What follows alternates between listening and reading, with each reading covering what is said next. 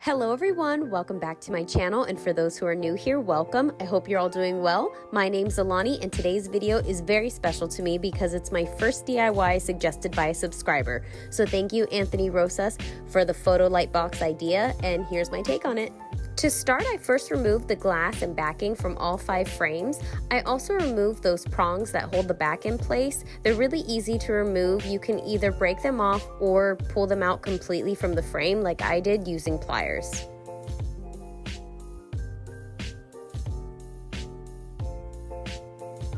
I put the first frame at the bottom face up and started gluing all 3 sides, having all the fronts facing each other.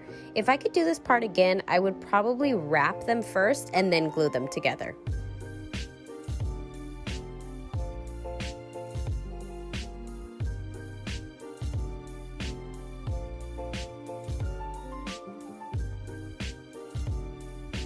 I don't glue the top frame piece on because I want to be able to remove it for overhead shoots, also remembering when I do put the top frame on to leave a small space for the paper backdrop to fit through.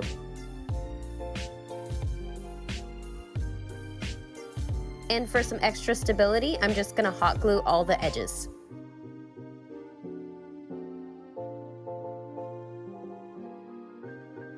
For the walls of the photo box, you could use a table cover or shower curtain. I chose a shower curtain because it's thicker, so it seemed more durable. You just need something to help soften the lights.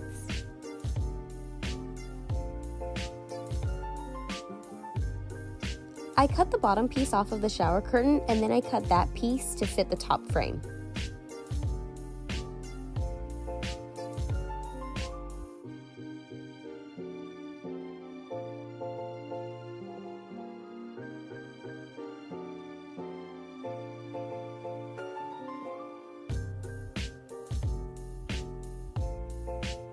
To start wrapping the frame, I put duct tape on the edges of the shower curtain and tucked them under the frame.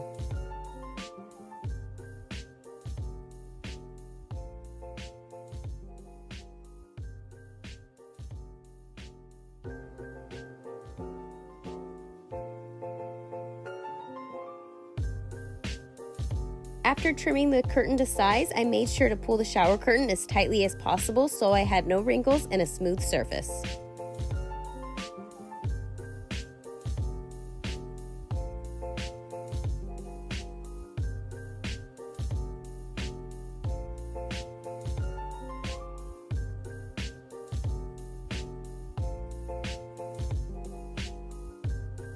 To wrap the frame, I just measured the shower curtain around the entire thing, then I cut it to size and I pulled the shower curtain as tightly as possible and used the duct tape to tape all the edges in place.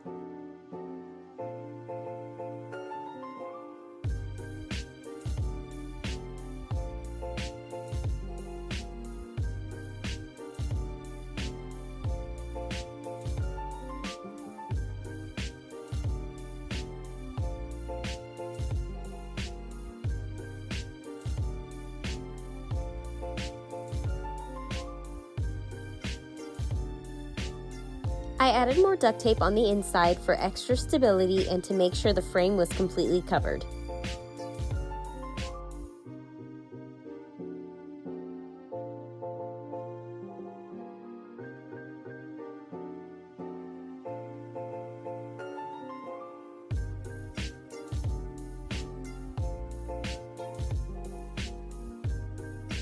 I bought 3 desk lamps from the Dollar Tree for the sides and the top of the box. I use Energizer batteries, but you can use the batteries from the Dollar Tree. Those would work fine as well. These little lights were pretty strong and I was pretty impressed with them. I bought 3 poster boards for the backdrops. I chose white, black, and blue, but you can choose any colors you want. The Dollar Tree has a lot of them, and you can use material as well.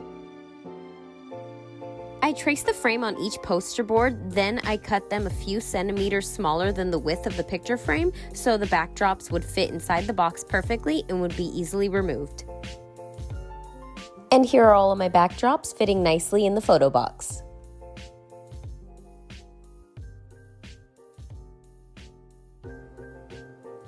Here I'm showing what the inside looks like with the product on the backdrop and then looking at the sides and the top, seeing the lights bounce off of the shower curtain. I really love how this turned out. I wanted to show you guys products with different backdrops on film and the in photo results. The products I chose to model are these seashell rings and earrings that I made. If you're interested to see how I made those, I'll leave the link to the video below. I just wanted something small that I could show lots of details of. I also wanted to do a shoot with water, and I thought the seashells would be perfect for that. I just love this DIY idea so much. This photo box is perfect if you want to take quality photos of products you've made or had or are selling. It's perfect for any DIYer or anyone with an Etsy page. If you do recreate this, please tag me in it. I would love to see your recreations. Thank you so very much for watching. I am extremely grateful for every single one of you, everyone who likes my page or shares it or subscribes. It really means the world to me. I am almost at 300 subscribers, so that means so much to me. If you do like my content, please give it a thumbs up, share, subscribe if you're not already, and I will see you guys next time.